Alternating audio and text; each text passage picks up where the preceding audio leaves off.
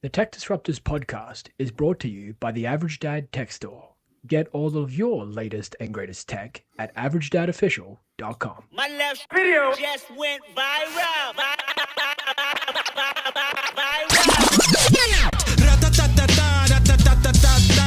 I'ma strike back and take your whole empire.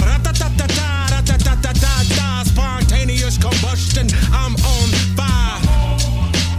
I'm on fire. I'm on fire. I'm on fire.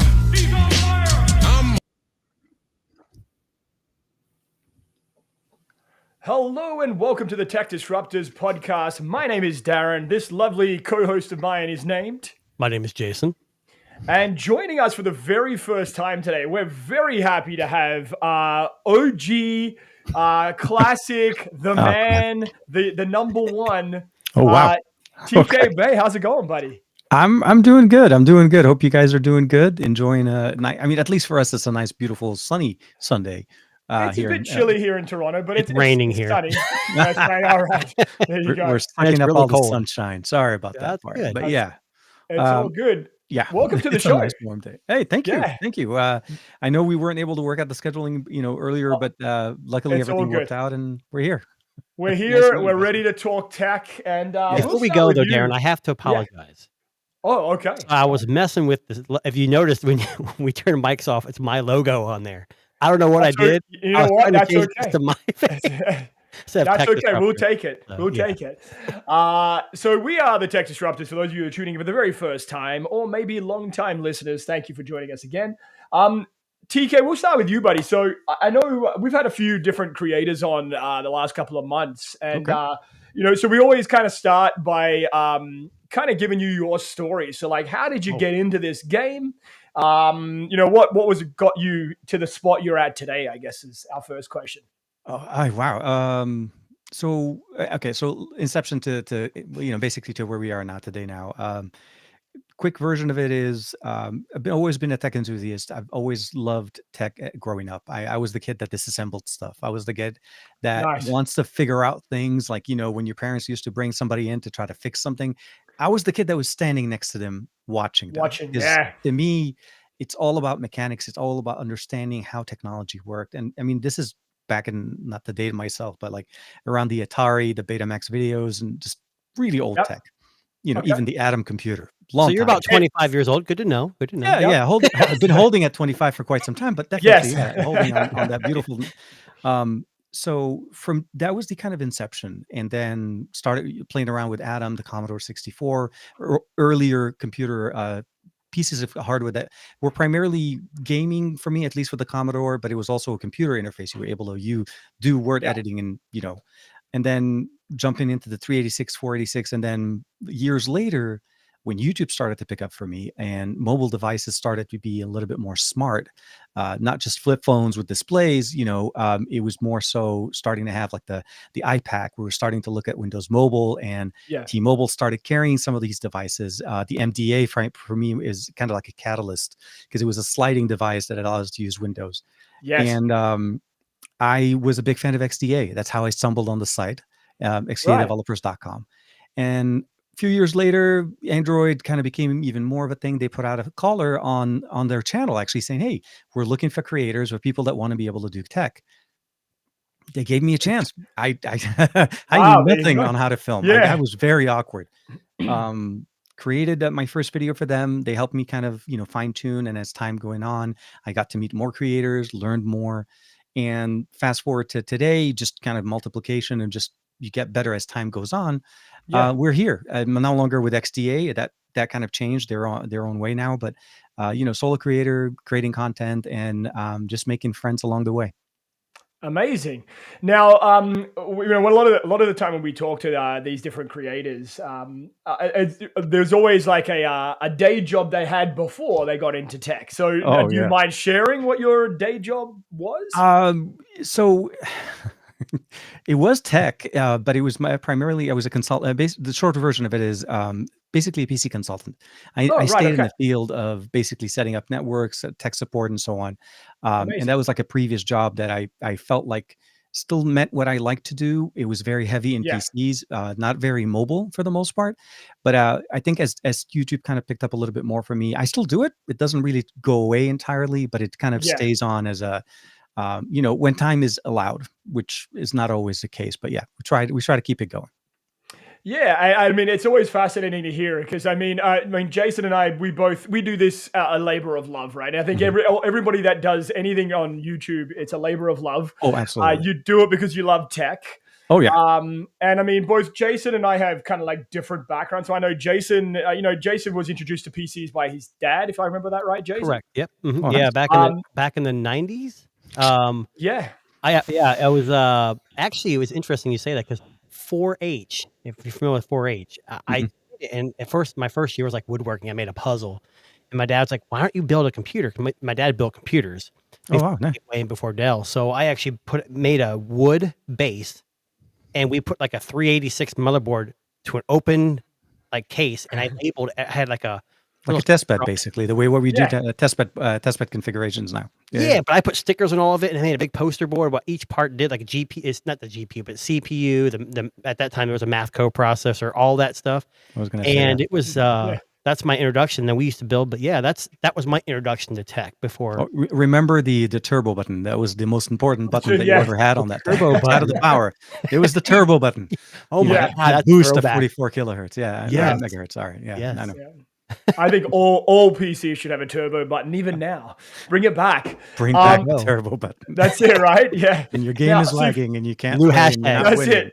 Hit that turbo button. We're good. Hashtag turbo button. There you go. Turbo button. So for me, like my father was never a computer guy. He was an audio guy. So he was into building hi-fi systems, speakers, that of that nature. And I remember my introduction to the first PC was actually my father had a friend of ours purchase a Commodore 64. Oh, no. Yeah. And my dad was really into film as well, so he was a big fan of Star Wars. And one of the very first games I ever played was a Star Wars game on the Commodore 64. Now, you can probably imagine, gameplay was a lot of like green, monochrome kind of graphics. But of course, I remember it vividly. Like I remember it being in this guy's garage, on this massive monitor, which was about 4 times, too big than what it needed to be. It was fantastic at the time, though, when we first saw that it was something. Because remember, like prior to that, we had no concept of that,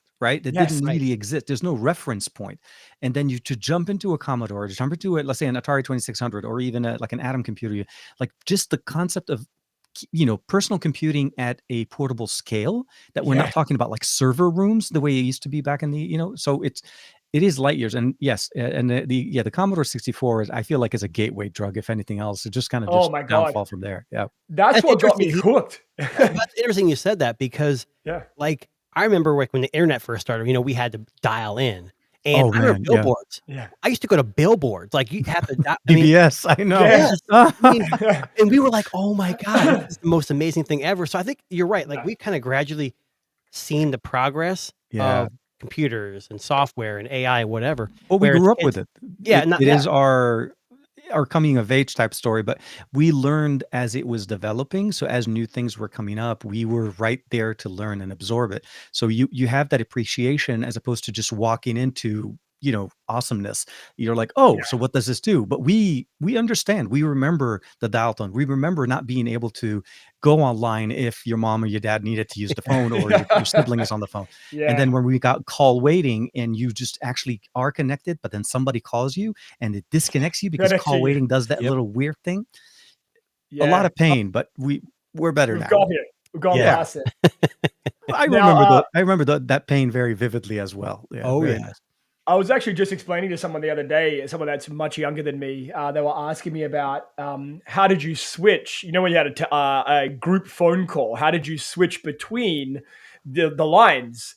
And I was thinking back to myself. I'm like, I think there was a button, and then you pushed the line. I don't remember exactly because it's been a while since I've done that. But they were like just fascinated by this notion that you could switch between multiple callers in the same. You had call waiting, call waiting, all the call features that we had back in the, if there's one thing I want to say, like that I appreciated, was the fact that we had tech, you needed to know how to use it. Use it. Mhm. Yes. And the fact is, I mean, even prior to the standard modems that we had that are built into to our PCs, I mean, they used to have modems that were basically connected to a headset to a box, and they Yes. actually the communications was done over audio.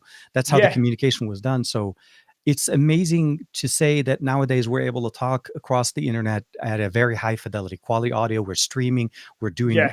audio, video at, again, just to me, if you ask the 10-year-old version of me, can this be possible? I would like, no way. No. Yeah. Me being able to talk to somebody across the world as simultaneously and as clearly as me talking to somebody sitting right in front of me is Yeah. amazing. But yeah, for sure. Interesting. Now- Before we go on, I wanted to Yeah. say, I was talking to my kids. There's a show on YouTube called React Channel, and they have like kids. They had kids talking about the '90s tech, which to me was like yesterday. But my Yeah. kids are like, "Oh, I'm a boomer." No, I'm a The boomer. 1900s. Yes, I Yeah. remember. Yeah.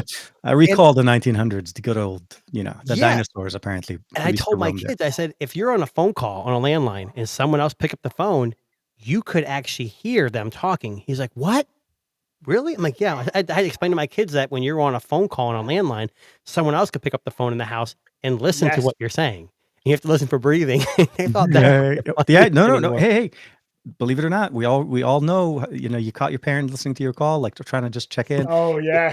Or when you had to get those really long extension cords because the Oh, phone was yes. only positioned in the living room, Yeah. and you didn't have one in your room, you had to run it across.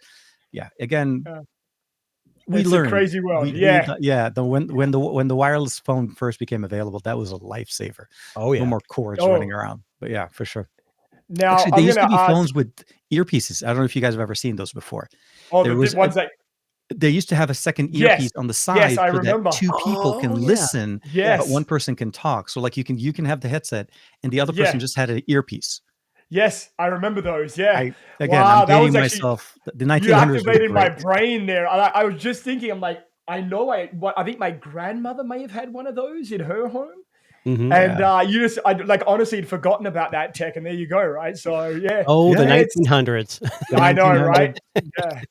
Now, TK, I'm gonna ask you, if you had to pinpoint a piece of tech that you engage with over your time here, what was the one piece of tech that, like, genuinely still to this day, when you got your hands on it, you went, "Oh my god, this thing is amazing"? Oh, Good question. wow. So like I know it's a tough question. I'm sorry. You No, engage with a lot I of will tech. say, so the first aha moment that I had was when I left the BlackBerry Priv and started using Android for the first time on the first Nexus 1 or the original Yeah. Nexus. And I remember the first the adjustment period was a little bit hard because again, when you're using a BlackBerry, when you're using an iPad and so on, they're very much trying to mimic Windows. There's a file structure and so on. And then when I jumped over to Familiarity. Nexus, it was Android for the first time on running natively. Not that I was dual booting it on Windows, which we also did. That was the biggest moment for me that I realized how much I like Android and why I enjoy the customizations and the things that Android allowed us to do, because the Priv is very locked down. It was very much it's a system that you basically, subscribe to. You could pay the services for what you're Yeah. getting there. But Android, at least with the Nexus one, I can install an APK to change the color on the mouse, the little mouse ball at the bottom. Yeah. Oh, yeah, which I was is able to amazing. I was able to change the entire operating system on that phone, overclock it, undervolt it, just change different parameters of it to the Yeah. point where I felt like it was a PC in my hand. And that was the first, I mean, from that moment on to this day, I'm still in love with Android. I'm still in love with mobile tech.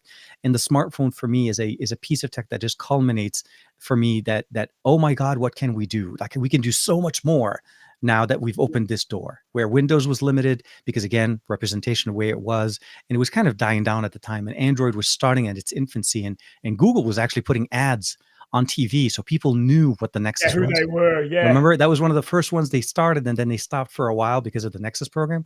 But yeah, Yeah. for sure. So it's appreciated, and I still am surprised what manufacturers can do. I mean, like to this day, the cameras that we get there, the horsepower, just the fact that we can actually do an entire podcast, edit it, render it, push it, and never Yeah. touch a PC. Yeah. That's I know. that's Crazy, what I love right? about it. Yeah. No, Well, I have a question for him. TK, I got a question for you. So, Sure. talking about Android, with Android, you have a lot of choice, different manufacturers, different UIs, absolutely. different regions, obviously. With Apple, you get what you get, and that's it. They're getting better. They're getting better. Yeah, they're getting better. I will give them their kudos. They're getting better. There's a lot more options now. But Right. to me, true customization is still an Android thing. Yeah. But my question is, so Apple's Apple, Android's Android. Yes. Slab phones, and if anybody watches Captain Two Phones, he talks about when phones were fun again. What do slab phones, in your opinion, what do slab phones need to do to start more differentiation? I know nothing's got like customization with lights in the back and stuff like that, but in your opinion, what would make a slab phone more fancier, exciting? Exciting. Yeah, well, exciting. So I'll say this. We've done and to quote my buddy Juan Carlos Bagnell, the glowing rectangles form factor, because that was his subreddit that was running for a while.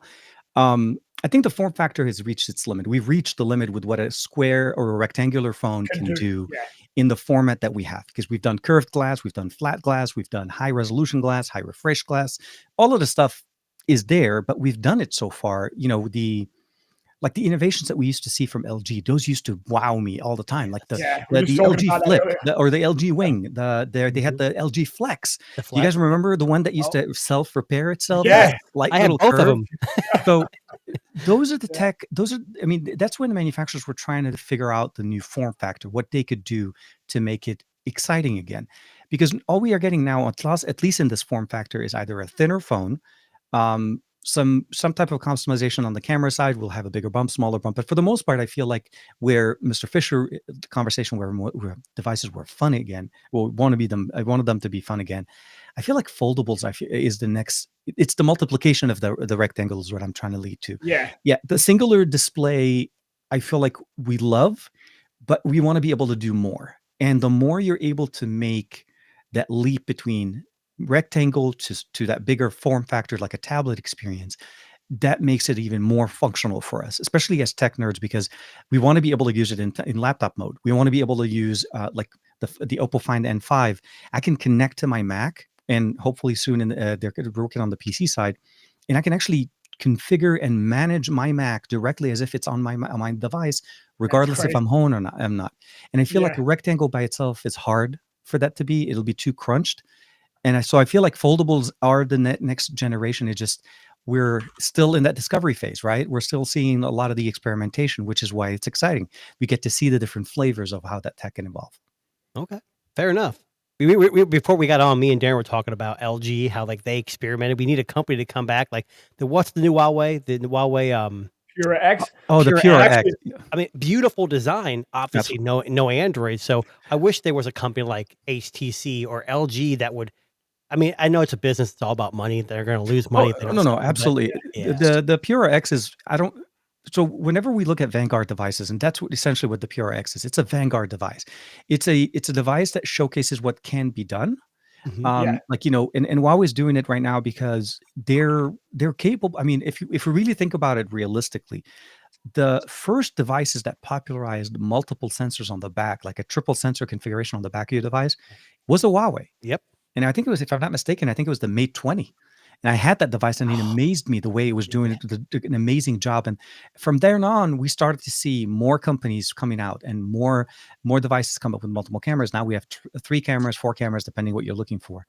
So I mean, you need companies like Huawei, you need companies like what LG used to be able to give us those innovations. And we're really lacking some of that. I think Oppo is pushing it. I think Honor's doing some good work as well on their foldables, and of course Huawei with their trifold technology. It's just that has to be the next one. I mean, look at that.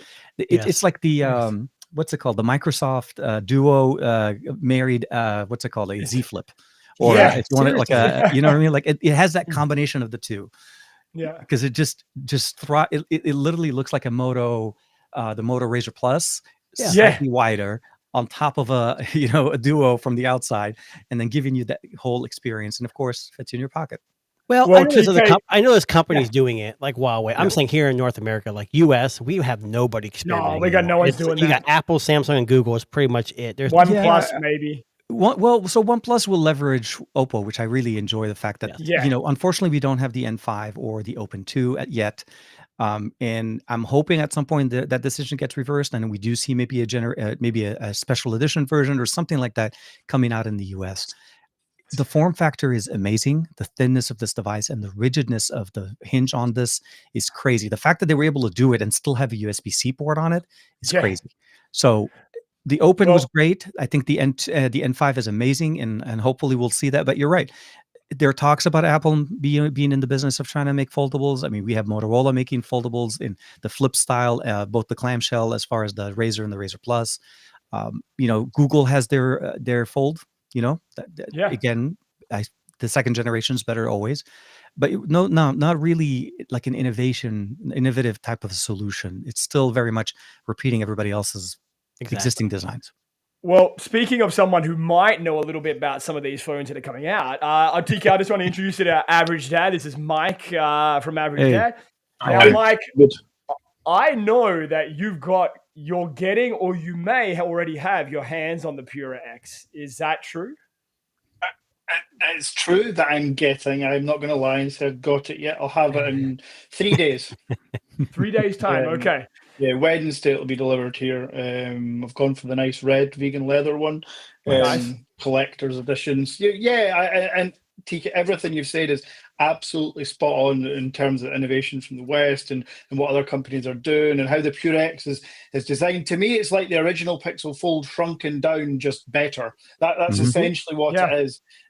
Or the Motorola Razr Plus, just flipped and slightly wider. I've made a video this week just saying how Huawei they're always kind of first. They're the most innovative in my opinion, because they're not afraid to take chances and they'll just do it. They're filling gaps that a lot of people didn't know we actually needed with the XT, with the Pura X. I mean, already through the store I've sold like 22 Pura X's. I've not confirmed price. I've not confirmed shipping. Well, I have now. 31st of March are shipping for general public. Price is pretty much nailed down. But the interest in Huawei. So my Pura X video had 22,000 views in the first 24 hours. And for a channel with 60k subs, that's massive for me. Absolutely. And it just shows the interest in Huawei, because they are trying new things. And they're like the Rebel. They are the people that people want to see Huawei succeed because all the odds are stacked against them. So the more that they're driven away from Google and Android now, which there is a workaround, Android proven, you will get Android. But anyway, but the more that they're driven away and it's harder for people, it's like, don't push the red button. If you're told not to, you're going to want to do it even more. And that's where Huawei are at just now. It's unfortunate, but that's where they're at just now. And while Google and Apple will create a clamshell in 2 years, that's all fine and dandy. But they're about 4 years behind Huawei, Oppo, Honor. It's the sad's truth. I mean, the fact is the first foldable that we had from Pixel from Google was how many years later after their first, and I really had a higher standard requirement for the first generation foldable, being that we've had so many, if nothing else, so many Z Folds out there, so many, V series from Honor, and even looking at some of the other options that we saw Oppo. I mean, Oppo's been making foldables for so many years. We're up to N5, technically 4 generations. Only one made it to the US, but they've been working on it. And they just don't seem to like. Again, nothing against Samsung in the sense of what they're doing. They made it a popular item because they're the ones who are vanguarding this. But the problem with it is that we've been basically in a kind of a stuck situation in the design. We haven't really changed much. We got a slightly wider display. There's a special edition version of the Z Fold in Asia that maybe could be the Z Fold 7 for us, depending on the rumors and what you're looking for. But it's hard. Yeah. I mean, so, and we also have a lot more dependency on carriers in the US, which kind of hinders some of that competition that we don't have outside, because people outside of the US typically will either finance it directly, either get it through a carrier, or they can just buy it straight out, SIM free, and just cover the whole cost. It's a different game. And the 3 telcos in the US control so much, we just don't see it. It's one of the reasons why we only have so many. And this is an argument I have, not an argument. This is what I'm trying to fight for when it comes to viewers of my channel and members and all these things. Because when you're in these states, it's a completely backward system compared to the rest of the UK, the rest of the world. Sorry, you're nailed down with a carrier, and they dictate who you can and cannot use. I get constant messages crazy. to support saying, "I just bought the N5, or I've just bought the Samsung Special Edition from South Korea, and my network won't accept it." How is that even legal? How can a carrier tell you no? It's your own device, your own SIM. Exactly. There's no reason. And all you're asking for them is access to the network. You're not and you're we have paying for the carriers here access. You're paying for the access to the network. You're willing to pay the data plan, but because they're paid by Apple, they are to stock their phones and not stock anyone else's. It's always going to be the case, and it's very frustrating for, US is a huge market. And to just be castrated like that, it's very frustrating. But there's rebels in there like Huawei and others that are just like, fuck it, we're just going to try it, and see what happens. Exactly, let's see what happens. Well, Mike, I will tell you, in the U.S., like I've had Verizon, you're not getting any phone on Verizon, nothing. No. AT&T seems to be good. T-Mobile's the same way. Like if I have a Xiaomi or a Vivo, like I had the X200 Pro, I put my AT&T SIM in it, it would work with data. But you couldn't make phone calls. RCS wouldn't work, which isn't a big issue for you guys, but here in the U.S., T-Mobile is the only real carrier that will not give you too much guff. I mean, too much issue with a phone. I started recently. I'll say this on my Oppo Find X8 Pro. Whenever I put my SIM card back into that phone, I get a text message saying that your phone is not entirely compatible with their network, but it doesn't stop me from using it. It's more of a nudge telling me, "Hey, we recognize you're using a non-T-Mobile." Is that AT&T or T-Mobile? No, T-Mobile in the Los Angeles. Well, I use Google Fi. They don't give me that issue. Basically, you have to have the app, which is T-Mobile. But if you, like I was telling Darren, I have the Xiaomi 15 Ultra. Put my Google Fi SIM in. It says, "Hey, install the app," and it won't activate. It worked. Everything worked, but it wouldn't activate to the app. Did a research. Someone on Reddit said, "Go download this old APK from like 3 years ago," and I did, and it worked. And then you can update through Google Play. So it's not just. I'm not saying T-Mobile's foolproof. But yeah, AT&T out of the three, if you're a fan of switching phones and consistently trying other devices and so on, you got to be on T-Mobile regardless of, and even if you go with an NVMO like Mint or some of the other carriers that we have in the US, because we have resellers of our main carriers. So the main three are at the top, and then you have subsidiaries, that sell their service, but they call it something else. Not Fi is a different experience because it actually jumps on multiple networks, but it's like, Mint essentially is T-Mobile, but it's just sold as Mint. Right. It's a tough one. And it will be a very hard story if T-Mobile ever adopts, AT&T policies or even Verizon. You're right. Verizon is literally I'm not saying they're the worst as a carrier, but in the compatibility side, you might as well not even bother. Yeah. Now, can we just go back to the Pura X for 1 second? So I talked to Jason about this earlier in the week. So, actually, it might have just been earlier. Darren, do not buy it. Do not buy it. No, not. I need to buy it. He'll ask me to send it to him, and I'll send it. There you go. Oh, okay. I thought he was going to be like, no, wait a minute, but here you go. No. So one of the things I wanted to bring up, and I've always said this, that the reason I think the Pura X is going to be so popular is because of a phone from a movie. So I don't know if you remember the movie Her. And if you remember the movie Her, it's a clamshell folding device about the size of a Motorola Razr, a little wider, a little taller, dual screen. But the first thing I thought of when I saw the Pura X, I was watching the release video, is I thought to myself, a company's done it. They've captured the essence of a smartphone in a smaller form factor that can close up, be put in your shirt pocket, and then unfold to get that larger form factor. Now, I always said to Jason, and Jason will be able to fact check me on this, that's the perfect form factor. That's what these companies are seeking to do. And now, I don't know if you remember from the movie the concept of that, but it was an AI assistant powered smartphone with the capacity to open up to a larger device. Wonder where it is. Yeah, I know. Yeah. That's exactly what the Pura X is. And from what I understand, the AI assistant is DeepSeek on the Pura X. A company was trying to make a phone that was all done through AI. Now, you remember the Essential phone, right? Yes. Yeah. They're working on this, the Yeah. Gem. Yeah. And this Yeah. phone was originally supposed to be, because obviously, look at that screen. It's terrible. Tiny. It was supposed to be all voice assistant. Yeah. Obviously, things happened and they're not in their favor. That was one of the companies, like what TK was saying with LG. Like I was really rooting for Essential because they were doing things different. Titanium, ceramic, notches. Yeah. The pogo Yeah, pins. they were trying to take us back into like the early stages of where we first fell in love with devices that were customizable and you could just make the device you're truly your own, because we've moved that like there's still a very big modding community present online, but unfortunately, most of it is in Asia now. Actually, India leads in modding devices as far as smartphones, as far when it comes down to support and technologies. Because in the US, for the most part, a lot of the customizations we used to edit for or modify our phones for are now built in. Themes, changing them because you want to change like a icon pack, the ability of changing the profile, going from a battery saving to performance mode. Those were where the governors used to be for us, and we used to have to customize all of these things. So we kind of shaped the story here. But yeah, I mean, I feel like Pura is pushing the technology. It's giving us that hope that this is going to start a whole new line of devices, because as you know, as things become more popular, other people suddenly discover them as well, and they invent them, at some point when they make an announcement next to Apple. Sorry. Every time I watch an announcement from Apple, I feel like, hey, we just discovered that you can connect your phone to your laptop and you can control it from your laptop. Hey. And I'm like, insert Oppo, insert Realme, insert OnePlus, insert Huawei.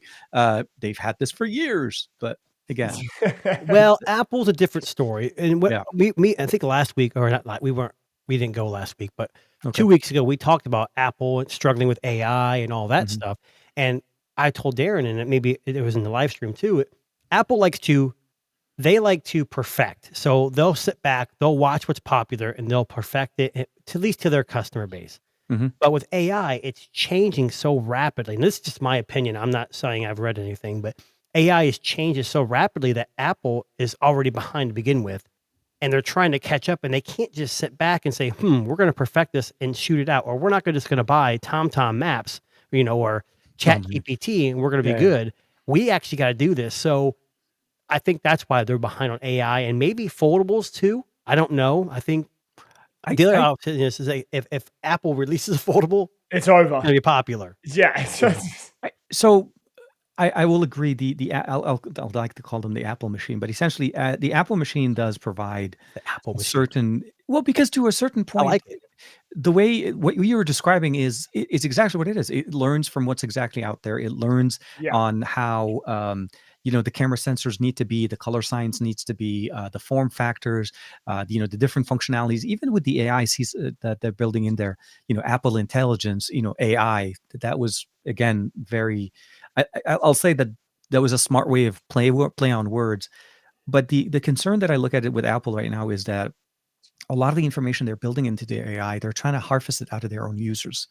A lot of the new iOS updates that you get on your iPhone are turning on learning functionalities in the background to learn from your apps on your device that you may not even be aware was turned on. So there's that part of it that I feel like Apple is trying to figure, how do I get around or ahead of the game by just learning what my users are using and then try to apply that into the next system. There, it's just like you said, it's hard to say what AI is going to be in 5 years, or if it's going to even be AI, or do we move on to a next iteration of it? I mean, what we have right now is a little bit of I would say, for the lack of a better term, a combination of true intelligence or true algorithmic and processing power level of intelligence and automation that is referred to as AI. Because you got a lot of people that like to peanut butter that term. What Apple's doing, what Google's doing, DeepSeek, and some of the ChatGPT and so on, those are basically trying to learn and evolve and get better. And we need to basically get those information, but you have to do it the right way. And like I said, Apple is learning; they're getting better. Maybe they'll perfect the foldable when they release it. But at least in the AI world, they claim they will. No, they will definitely. They will invent it right on stage. I promise you that, and everybody in the world will know it exists. And they'll sell so many of those things. It would be the most popular form factor in the world. Well, at least in the US, let's put it that way. One thing to say though, software-wise, just to bring up what you're saying, to kind of tag on to your point there, the issue is that Apple learn from their users, and the issue is Apple has no competition. There's no iOS skin that exists elsewhere. There's iOS, and that's it. So for me, I think the opposite. The Apple foldable phone will probably have really nice, durable hardware. It will feel super premium. The software is going to be dog shit because it doesn't have the competition from other skins like One UI and ColorOS and OxygenOS and all this other stuff. And it needs to grow like One UI has. And to me, One UI is probably still one of the maybe the best skin. Let's be fair. Oh no, absolutely. The way they left there. TouchWiz to One UI is amazing. From the heat crap of whatever that was to where they are now. One UI is absolutely fantastic. Yes, no, for sure. And I just don't see Apple doing that. I just don't think they care enough. They've got, your 11-year-old child or your 8-year-old granny that knows how to take calls and send a WhatsApp message. They're not bothered about, we'll have 3 floating windows, we'll have an open canvas, and we'll have these side-by-side apps. And for us, for our viewers, that's where Apple are going to have their downfall, in my opinion. Do you want to know what I feel like? Yeah. Well, what I was going to say, you know what I feel like it's going to be like? You know how on an iPad you have that really shittily implemented multi-window, like you drag to the side? It's going to be that. It's going to be that and nothing else. Like, Well, I don't like to drag Apple through the mud. I mean, they're popular for a reason. They are popular in to Jason's point. They are for the okay, so they're not prone to change. They do change, but they like to change things very in a small incremental process because they know that their users are, for the lack of a better term, it's kind of like Japan. Japan is very much strict into what they do, and they repeat things. They like how things work, and the thing, if it works, don't mess with it. Maybe improve it, but don't change it dramatically. And Apple does that every year. They don't dramatically change anything. They just minor changes here and there, and if anything, they'll innovate at that section. But you also have a very big fan base that started on iOS and they feel comfortable in iOS. There's that reason why people go back to them. We like Android maybe because that was our first device, or maybe we felt like at the time when we first started, iOS just wasn't giving us all of the bells and whistles. It wasn't as great maybe as gaming as some of the Android devices that we get. So it really just depends on the user base, and the longer you are on a specific user interface like iOS, One UI, even EMUI or any of the other skins that we have on for Android, you tend to prefer it. I personally like Nova Prime as much as I like any other skin. I installed Nova Prime for me because that's how I like to interact with my phone. Nothing against any of the other UIs. One UI, although, is one of the closest, and then right after that, I think Xiaomi's getting pretty decent on their customization levels. I still wish they would let us install third-party launchers easily and keep whispers, but that is every time I see them, I always remind them, and they're like, "Hey, wiki." They're like, "You're talking to the wrong person." But So long story short, everybody has their own. But if Apple had competition, oh my God, yes. If you were allowed to install iOS on a non-Apple device. I think the problem is like a lot of people say, "Well, I have an iPhone because I FaceTime." Well, we have Google Meet. It's not like, and you can use it on both platforms, not just one. That is very much very much an us problem.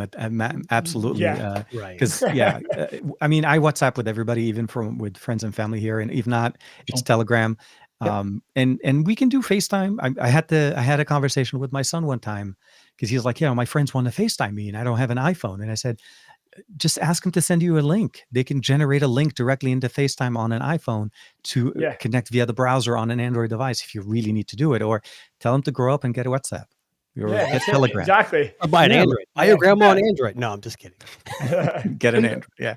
And to be fair, I'm the biggest hypocrite in the world because I'm using my iPhone 16 Pro Max on continuity camera with my Mac OS, using my AirPods at the moment. So I'm the biggest hypocrite. I like what Apple do. They are very good. I just wish they would innovate more. I just wish they would push the boundaries a bit more. They've got the money, they've got the resources. Why can't Apple be the first one to bring out the Pure X? Why couldn't it have been the Apple X? Why did it have to? That's that. I think that's my frustration. They're a $1 trillion company. They don't have to. Yeah, that's the thing. The problem. And the other thing is iOS everyone's it's so simple. Now coming from Android, to me, it's more complicated because there's more steps. Of course, But I think iOS is just in general more complicated than it ever Now, has. There's like swiping this way is this, swiping that way is this, swiping. I mean, it's crazy how more complicated it is. And I think that's the iPhone issue is like they want to keep up and they're shoving it all in. I don't know. They're a juggernaut. They're not going anywhere. Oh no, I no, just no, think and they have a very solid, loyal user base. They're for sure. People that use iPhone will, like you said, if they release a foldable, they'll be stacking the roads basically one after another, waiting to pick it up. We'll be back into those, where people used to stay up overnight, for launches. Now, just to change up subject here, Jason actually purchased a very expensive gift this week for himself. Is that right, Jason? Do you mind if I share what you purchased? I don't know what you're going to share, but I don't want to know. So this caught my attention this week. The old Twitter logo that was plastered on their headquarters has sold for my lawn. $34,000. Larry, as it's known.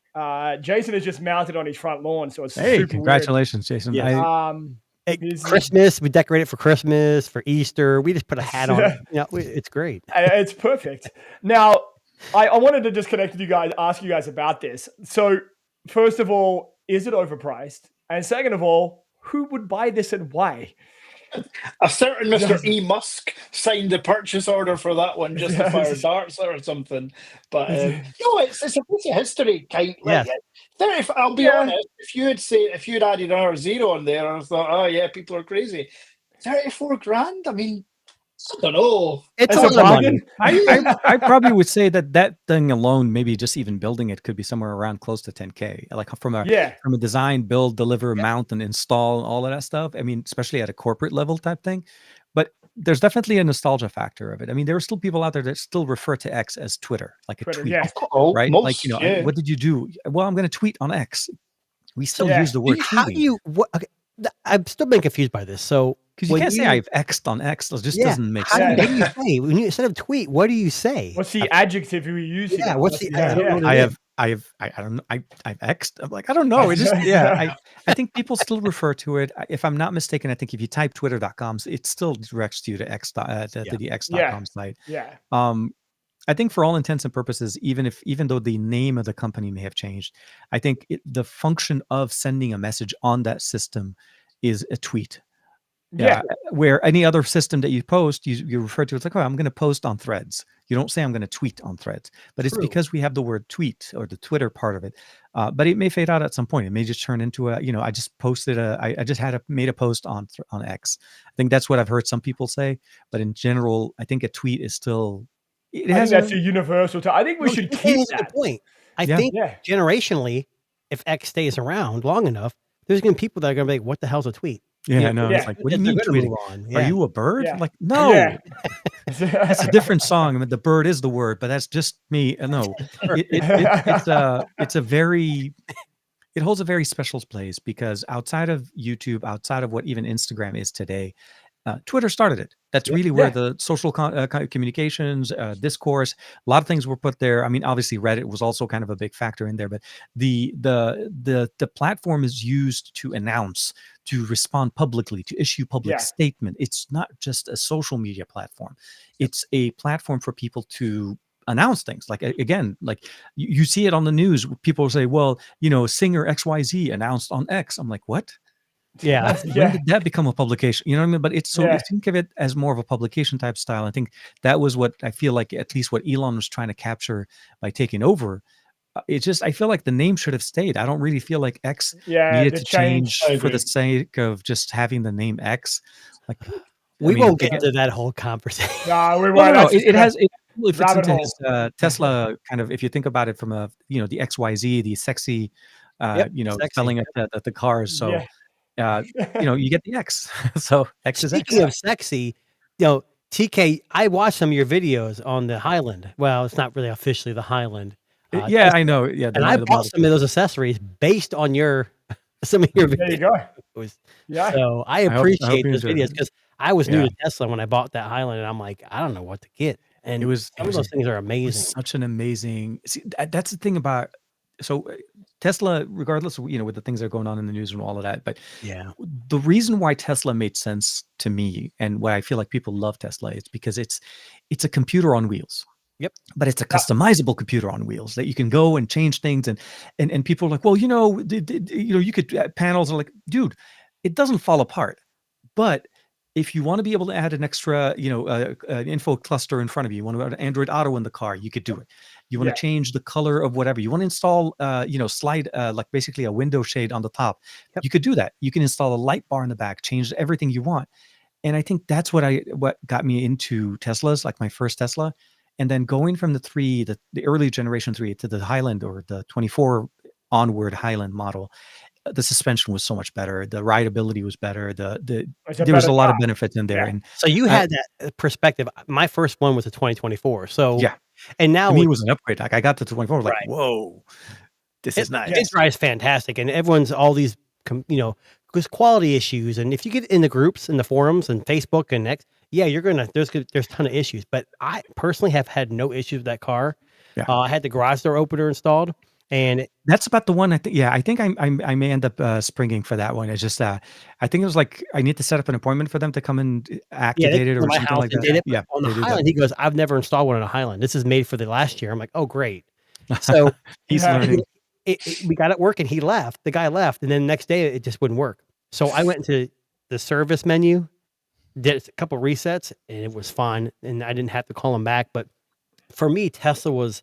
I know Elon's got a different point of view. I'm not trying to get political at all. No. I didn't buy the car because of Elon. I didn't buy it because of a public party. I bought it because I'm a tech guy, and Tesla's been doing it for the longest, and they have full self-driving, and the technology is like fantastic. It is. And I love it. And either way, I just wanted to say I appreciate your videos. No. You got to respect a certain YouTube. I'm not just going to go look at some guy I never heard of before and say, oh, he's going to say this. I actually enjoyed a lot of those accessories that I purchased, and they were based on your opinion. So and there's so much. So I get so many emails on. I just right now I'm trying to juggle the time. A lot of those videos take more time outdoors. So especially when you're like testing out, like the info cluster that I got right in front, it took me about almost like a whole month of testing it because there was software updates, little things there, going back and forth with the developers, trying to fix an initial release that they put out there. But I think it's just. Yeah, I appreciate it, and it's nice like to be able to. I haven't jumped on. I want to get one of those in front, but I'm like, that's a little more intense because you got to pop panels off, and I've done it with gas cars, like ice cars. With a Tesla, I'm new to it yet, so I haven't jumped into that. But I'm talking about like other things, like the absolutely the windows. It's all window on top. Mm-hmm. So in the summer, you're going to burn up, and it's. Dude, I know. Trust me. Yeah, me too. Totally. I've had it for many years. When I saw that as an accessory, I'm like, yes, I want it yesterday. I don't care what you do, just give it to me. I need it. I wish I had gone with the automatic version of it, the one that was powered over. It's expensive. It is a lot more, but I think overall it's still, again, very, very nice. A lot of tech, and we'll see if AI ever becomes I don't know, man. A lot more like the self-driving, the way we have it now is crazy. It starts from Spark, it gets you now, and it parks for you, and no longer stops in the middle of the road. It's crazy. And so That's nuts to me. and the robotaxi thing's coming up. So a lot of cool things coming. We're not going to touch the Mark Rober video. I know it's been a big controversy. Yeah, the fake wall. I don't want to get into that. I could go for 3 hours on that, but yeah. Can I ask the question? Just I saw the video. Why are we testing that? Because it's Mark. Because it's a YouTube video. He's an engineer. He's inquisitive. It's a fun video. So forgive my ignorance. Why would we expect to know a car to know the difference between a fake wall and a real road? You know what I'm saying? Like, why would we expect our vehicle to know that difference? Like, who is because going Darren, to what if you're driving down the road and what is this, like a Looney Tunes cartoon? Like a brick wall? Somebody draw. The big issue it was that LiDAR is a sensor. It's a radar sensor. And Tesla said, hey, we're getting rid of it. Probably for money reasons, whatever. They didn't have LiDAR, but they had something similar. A licensing for sure. Right. My first Model 3 had the system, and it was deactivated to use vision-based because they decided not to use it anymore. But now they're reactivating the LiDAR or the radar inside the cabin, but that's a different story. So it's just one of those things where some Tesla owner redid the video, and he used a Cybertruck, which has the hardware version 4, which we have in the Highland, and it actually stopped. So it's like, Right. I'm not mad at Mark Rober. He's making a video. He got like he's making 50 million views content. on that thing. I mean, it got some controversy. The problem is someone like him can actually make a difference in something. Influence, isn't it? Yeah. Yep. You know what I want to see? And after I watch that video, and I talked about Looney Tunes, I'm not even joking. I want someone to get Wile E. Coyote on a big board and just run it out in front of a Tesla and see if it'll stop. Like, that's what I want. With I an want anvil? Yeah, With yeah. anvil on his head? Yeah, like an anvil. With an I want to Acme, see. with an Acme anvil. Yeah, no. Yeah, I just think that would be funny to see. There's a YouTube video idea right there for all our listeners who are pondering. Pondering now, ideas with their Teslas. Yes. Speaking of things that were tweeted about a lot this week, can we talk about this little gem? So, Resurrection. Pebble has been resurrected, brought back from the dead. They're coming back with 2 new e-paper smartwatches running on the open source Pebble OS, which you can still access today. Yep.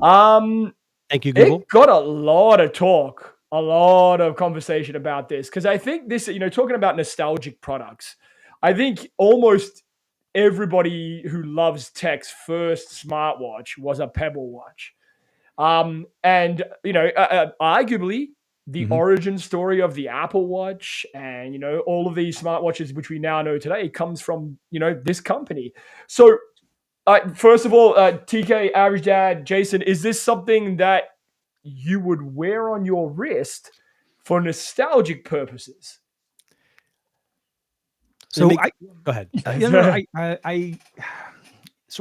I'll say this. I was very, very lost when I saw the announcement. And I say that mostly because I was a very avid user of a Pebble watch, and I loved the integration of Tasker with Pebble, the functional options that we were able to add to it, the open sourceness, just everything about it was amazing. And when I saw it, when it basically just ceased to happen, I've had to rely on other ecosystems, namely Wear OS, and I've been using it for so many years. And I'll say this, will I own one? Yes.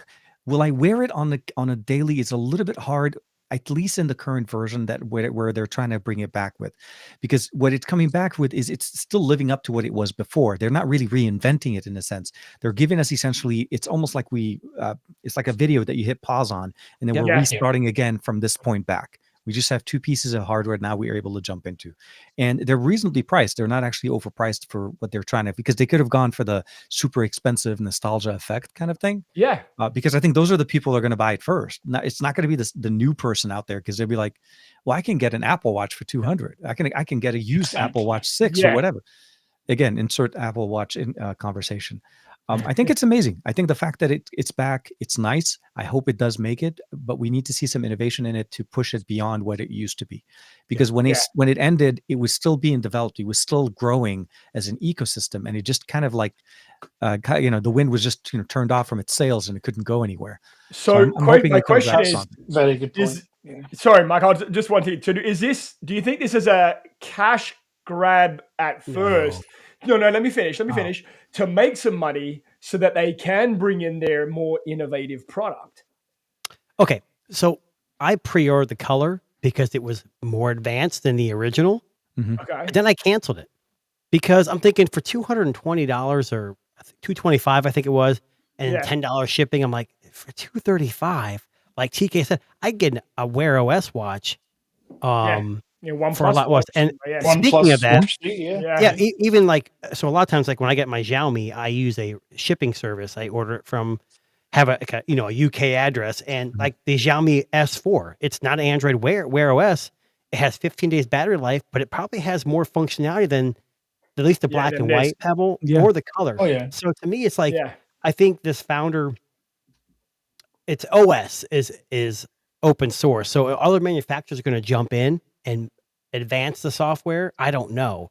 This is the first iteration. And people still care. I'm with the K. It's like they just picked up where they left off. There's no more moved, real. It's the developers also that are going to want to come back and jump on it. This is where the what made Pebble so great back when it was first released. You had a development community that built around it. People were buying it to develop for it. Yes. Yeah. And now people, if they're buying it for that nostalgia effect, but the developers may not jump on it till there's a big enough of a user base. This is where you start looking at, like, how did developers kind of build, and when they look at the user base, is this worth my time to invest to learn to work and build for this ecosystem that isn't based on any other ecosystem? Yeah. Open sourceness is great. Interest is what's going to make this. So either they have a built-in development team that's going to be just literally cranking out features back to back to back, or find outside developers that are willing to basically work on their platform and bring their applications, bring their support, and make it seamless. Because without that, unfortunately, the ecosystem will just, again, be where it left off. Yeah. No, Darren's point, though, you're right. Darren, you're right. You have a good point, because I think they rushed to get something out to make. I'm not saying it's a cash grab. No, but to make some money. Like, look, he lost a lot. This was his baby, so he's pushing. And again, this is all hearsay. I'm not a professional by any means, but I'm like, he's pushing this out here. It's my issue with this is, if it doesn't sell well, is it going to die again? Right here. Yeah. Because it can be the nothing watch. You look at that and tell me that's not what the nothing watch would be. That's easy. Nothing we're making a watch. This is what it would look like if they had collabed with Pebble to think about this. Look for your nostalgic ones, but here on the back end, you can choose between two software options. You've got this, or you can go modern. There's so much that they've missed the ball on here for me. This is purely for people that had a Pebble watch and like, yeah, screw it, I'll spend a couple $100 on this. I'll probably never wear it. But if they had collaborated with someone like Nothing, and there was more to it, I feel, with Nothing. But Mike, with Nothing, they could actually advance this OS and make like, it's already obviously it supports touchscreen. They can add all kinds of stuff, and if it's big enough, they can start getting support from like Wear OS, like third-party apps, which is for me is the biggest thing. You know, I mean, Apple and Wear OS, obviously Apple's king, but Wear OS has got a lot of, and Apple, they've got that third-party support where Pebble was working on that. Then it was kind of like, oh, we're done. So if you see what, Mike, before me, if you see him before me, it was my idea, but you can have credit. I was just about to say that. Yeah, we'll have to pass Mike's name on there. So Nothing, you're welcome. I honestly didn't think of that, Mike, but it's funny that you say that, because I think you're 100% on the money. This would be the perfect collab for a brand. Yeah, but it's not just Nothing. Xiaomi's obviously their newest watch doesn't use Wear OS. Amazfit doesn't use Wear OS. No. OnePlus does Wear OS and RTOS. So RTOS is the most popular secondary operating system smartwatches, or the fitness trackers that we say. And it's a low power, very battery efficient. It gets to 12 to 15, 16 days. That's how we're able to get those with displays that are color displays, that are OLED displays. So like the S4 is an amazing watch. Like seriously, some of the things you're able to do there, the gestures you could do with the tablet, even just customizing the ring on it. I think the biggest thing overall when it comes down to Pebble, because the software is open source, right? So that part they can't, it's not like they could just sell that. You have the form factor is what they live and die with. So if Nothing takes over, they already have a line of watches. So it would have to be an extra version of it. The development, again, still they need developer support. They need that fun factor. It's like when we were talking about Tesla. If there was no accessories for Tesla to be modded, and Tesla was just the way it is, after a few months, Tesla just kind of like, okay, I can't do anything with it, but it looks nice. It's futuristic. Yeah. But you have that ecosystem behind it. All of our smartphones, when we like when we put a case on our phone, when we get buds, that ecosystem, it has to be the ecosystem. A product on its own nowadays can't just live by itself, because it has to fit into what you have. And Pebble needs to be able to make that line, make it connect, and make it sense, or make it make sense for somebody to say, you know what? I don't need all the bells and whistles. I do really need my heart rate tracking. I like a color display. And for about $230, $220 or so, depending where you're getting it, this does it for me. And it hits that nostalgia effect. Correct. That may work, but that's going to be such a small niche market. I don't know if you can build a company on. So you have to find a way to expand to the masses.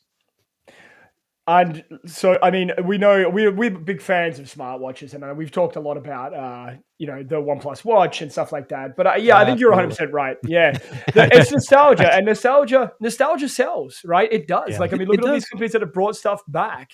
Yeah. Now, yeah. before we wrap up today's show, I was talking to Jason about this earlier as well. We're a big fan of robotics on this show. Oh yeah. So, and we haven't had a lot of robotic stories lately. Like, I know last year we were like towards the end of the year, we were starting to see some really big advances, but there were 3 things that caught my attention this week. And I just want to share them with you guys and get your feedback on it. So I'll start with, Hold on. yeah. It's not a Mac and Me video, No, is it's it? not a Mac and Me I will video, I kick promise. you out of this show. No. So we'll start with the company that everybody knows. So this is Boston Dynamics shared this video earlier this week. So this. I just want to, I'll just play this for you guys. So,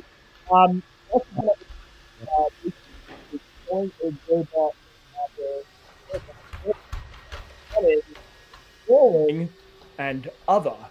And so if you haven't seen Boston Dynamics robot, crazy. it is very creepy on what it can do and how fluid Is it's it creepy, becoming. or is it like, hey, we're advancing? Look at us. Yeah.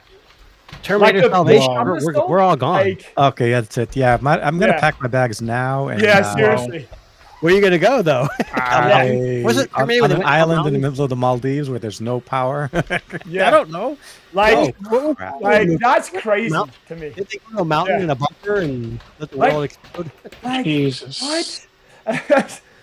The engineering that goes into this is just Yeah. insane. I mean, Okay. oh my god. Yeah, that's Okay. crazy That's programming right wild. there. I saw that this week and went, okay, we're doomed. Exactly like TK. done. said. So Yeah. I'm just gonna pack my shit up and go home. But then, Do we get I the Skynet saw email the- today or tomorrow? Is that- yeah, when seriously. do we get to, like, we're Charlie Brooker, We need you Black in the Mirror, pod. here we go. yeah, So we're- that alarmed me. If this alarmed me, the next video made the alarm bells go off. So the next one I'm going to show you here was from Unitree. Mhm. So this is Unitree Robotics with their crazy robot. Oh, the music helps with the drum. Yeah, it gets you really going, doesn't it? Like that just backflipped up onto its feet. Now it's sparring. I could take it. No, that's not Yeah. real. That is real. That was 100%. AI. Are you sure? No, this is Unitree. No. It is IP, huh? 100%. So what they've used here, Unitree does a little bit of a different approach. So they Hold on. It Isn't a Tesla looks thing like where like AI. someone's controlling No, it? And, like, it's- talking to, okay. I promise you, Mike, this was posted on their YouTube channel. It is not AI generated. I did fact check. What? That's crazy. Oh, well, that's that just- right there. Yeah. mind. That's advanced right there. All right, so that's Unitree getting I've never heard robot. of Unitree. Just so Yeah. you know, that scene that we just saw is the reason why we're going to get our ass kicked by this Yes, robot. yes. It's because we Oh, treated yeah. them so badly at the beginning. Remember, Well, we need now- to, what's we need that to movie on welcome our, Netflix? our overlords right now and just kind of, you know. Yeah. Didn't you watch Electric State? Has anybody seen I Electric know, State yeah. on I Netflix? know, No, Electric no. State, It's yeah. like there's a war between the robots and the humans because humans created robots to do all our dirty jobs, and they got mad and they wanted rights.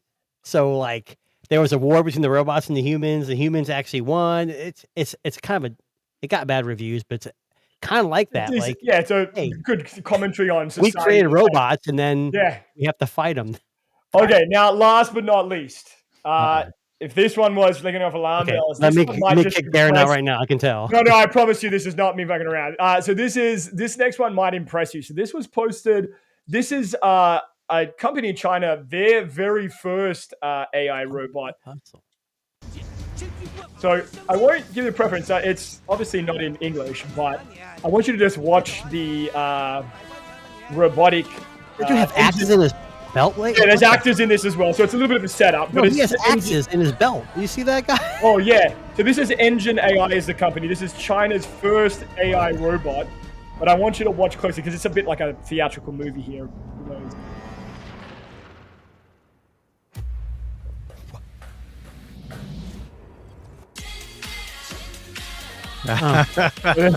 That's not what I expected. Uh, No, but I keep saw the watching the setup, yeah. fluidity. Man, that thing is fluid. Why Yeah. does the chest have to glow red? I know. I don't get that either. Why Iron does it look Man like needs Iron Man? Yeah. Yeah. The arc reactor right there. But no, so the axe gang is a commonly used Asian, I would say gang. Yeah, basically, they call them the axe gang, so that's where they're bringing that from. Oh, the axe thing. Okay, that makes sense. Yeah. There's Well, I saw a the guy lot of, walking down the hallway and he had axe in his belt. I'm like, why do you have? yeah. So especially that actor that you just saw, the last one that were there, he Yeah. has a Shaolin Soccer. If you've ever Yes. watched that movie, Yes. and Okay. the yeah. main bad guys are the axe gang. Essentially, they were running around with axes, and so yeah, they're I love a bad guy that has a good they're act. very much Why not? riffing off of that, making it a little bit more funny. But NSYNC is basically done for at this point. No more boy band. Well, Now we have robot. Yeah, Yeah, we don't Well- need boy bands. I will. And we've gone through the gauntlet of a lot of these robot videos last year. Jason and I will be able to attest to that. Those are the three. Those came out this week. They all posted in this around the same time. That's so far. That's so far, the best so far we've seen, and slightly creepy. Well, in a vacuum, it can be scary.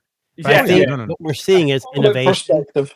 Yeah, I mean, Yeah. For sure. I think everyone hates government interaction, but I think there's got to be regulation so it doesn't get in the wrong hands. But just like the real world, there's going to be bad actors out there that are going to do stupid stuff. So, true. yeah. Well, listen, if the worst that my robot can do is dance like that, I'm okay with that. I'm not so good with it, fighting back and sparring. That kind of bothered me a little bit, but that's okay. That's the world we live So in. Darren ordered one, and he's got a Backstreet Boys song ready, all queued up. They're true. going to dance. They're going to do. Oh no, NSYNC. Bye, right? Bye. That's correct. Exactly. Yeah. The Deadpool collab, very much Yeah. coming up there. Yeah. No. I'm Yeah. with We're you. just another week closer to that Hugh Jackman robot fighting movie. Remember that Yes. one? Real Steel or Oh, whatever? Real Steel. Real Steel, Real right? Steel. Yeah. Did I Oh just say man. that? I didn't know that. like I'm it. just kidding. Yeah. That's We're right. just- It was right. Love that movie. Well- I wouldn't be surprised. Yeah, no, I mean, it may just think of it at scale, right? This one was made to be more human sized. Scale it up, add some controls, and obviously not a joystick, but essentially more better integration with maybe neural links or stuff.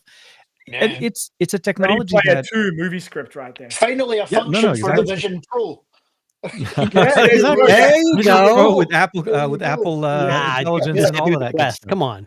Oh, I love it. You can have Tim Cook's face on everything, or just basically walk around with just His have face Tim on the walk- outside would be amazing. I would Could love you to imagine people in New York City all with a Tim Cook face? see Cook's face on the outside. I think you should be able to customize. That should be whoever you want it to It should be Steve Jobs, actually. But Steve Oh, that's Oh, that's I true. No. see. You would want Steve Jobs. Steve Exactly. Jobs, yeah. Yeah. Go back in the OG. You know what? Like Jason was saying, and hopefully we'll have some better regulation as far as how it's used. But I wouldn't be surprised if within the next 10, 20 years, we maybe even at the point where we will have a robot, some type of an assistant at home. Because the Well, way for we sure. are right now, think about it, just the fact of where we are. The tech right now is purely for demonstration, but we have smart vacuums at home that literally know where, at CES this year, they had some they're starting to develop vacuums that have robotic arms. Yes. Yeah, Right, Roborock, the Roborox one. So we're getting into the point of, and most of the new smart vacuums, by the way, I don't know if you know this or not, but since I do quite a few of them, now have built-in cameras. They're like RC cars. Yes. And you can literally ride them around the house. Ride them chase around, them. That yeah. robot one has a camera that tells it, hey, this is an obstacle. Do you want us to avoid this next time? Like, Yeah. it asks you. They're getting better, and so just think of it at scale. If you're able to program it and have that, have your house clean and not have to worry about having to go yourself and do everything, especially when you're not home, I wouldn't be surprised if somebody spends money for it. I mean, maybe not the human looking ones that we see at CES, the ones they're trying to make it creepy. very Right. humanistic. Yeah. From a functional robot, though, I think it's amazing what they're able to do now. We're That missing one point, though.